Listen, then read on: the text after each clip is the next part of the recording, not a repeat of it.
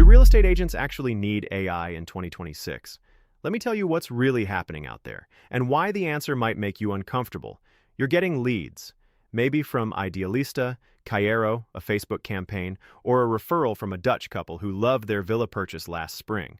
The lead comes in at 9:47 p.m. on a Thursday. You're at dinner. You see it Friday morning. You send a nice message. No reply. The lead is gone. Not because the buyer wasn't serious, not because your properties weren't perfect, but because someone else responded at 9:48 p.m. That is the single most expensive problem in real estate right now, and most agents don't even realize how much money it's costing them. Let's talk about the real landscape first. In 2026, the international buyer market on the Costa Blanca, Marbella, the Algarve, Dubai, and Cyprus is as competitive as it has ever been. Buyers from the Netherlands, Belgium, Germany, Scandinavia, and the Gulf are not browsing casually. Many of them are ready to move. They've done their research. They know the area. They have a budget.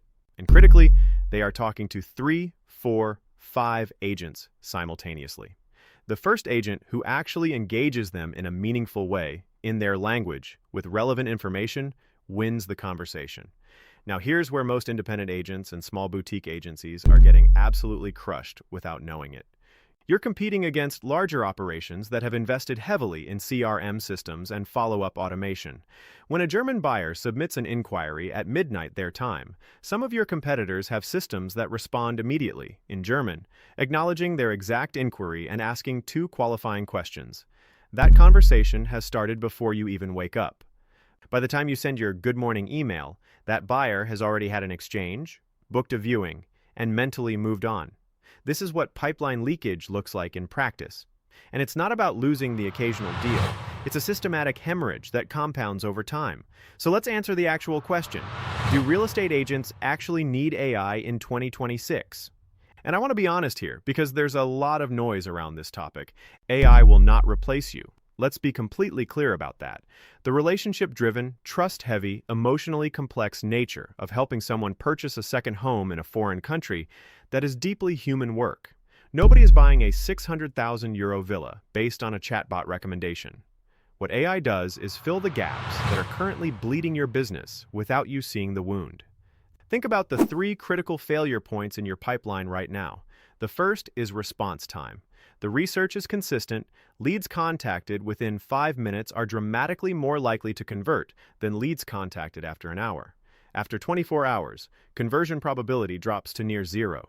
If you're manually handling inquiries across multiple portals while also doing viewings, negotiations, and paperwork, you physically cannot hit that 5-minute window consistently. An AI follow-up system can. The second failure point is language. If you're selling to Dutch, Belgian, German, Scandinavian, and Gulf buyers, you are dealing with at minimum 4 or 5 languages regularly. Even if you speak 2 or 3 yourself, response quality degrades when you're tired, rushed, or switching contexts. AI language handling at this point is genuinely excellent. A well-configured system responds naturally and accurately in the buyer's native language every single time, at any hour. The third failure point is qualification and nurturing. Not every lead is ready to buy next month. Some buyers are 8 months out. If you don't have a systematic way to stay in contact with them intelligently over time, they will forget you and buy through whoever stayed present. AI can maintain that nurturing sequence, sending relevant content, checking in, and flagging when a lead shows renewed engagement signals, so you know exactly when to jump back in personally. Here's what this looks like when it actually works.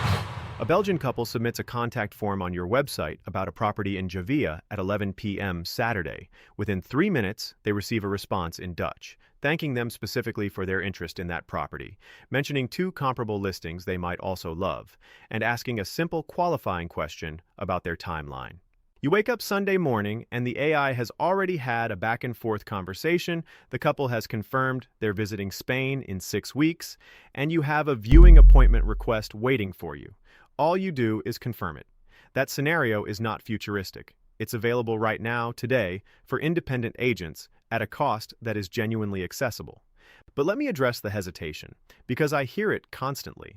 Many experienced agents feel that automated responses feel cheap or impersonal, that it signals you're not a serious professional, and I understand that instinct completely. But here is the counter-reality.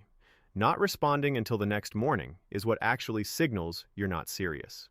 the buyer doesn't know an AI responded. They experience speed, relevance, and language competence. Their impression of your professionalism went up, not down. What matters is the handover. The AI opens the conversation, warms the lead, qualifies the basics. You step in as the trusted expert, the human who knows the area, who has the network, who can walk them through the terrace of that finca at golden hour and make them feel it. That combination is almost impossible to beat. So here's where I land on this.